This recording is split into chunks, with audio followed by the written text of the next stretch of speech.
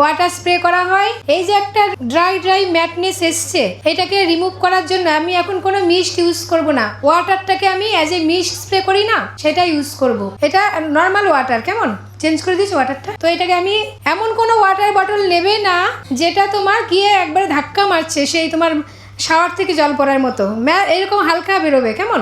আমি অনেক water spray bottle কিনেছি, খুশি হয়নি, তারপর আমি একটা ফিক্সারের মধ্যে দিয়েছি, দেখো কত সুন্দর স্মোকের মতো বেরোচ্ছে না। তো আমি এখন এটাকে স্প্রে করব। দেখো মিস্ট হলে এতক্ষণে এসে যেত, আসেনি। কতটা দিয়ে দেওয়া হলো, আবারও দিচ্ছি, এসছে, আসেনি, তার মানে কতটা ড্রাইনেস আছে।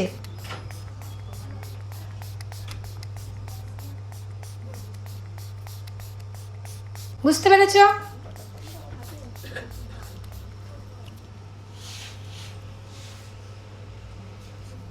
ঠিক আছে, ভয়ের কিচ্ছু নেই, কেমন।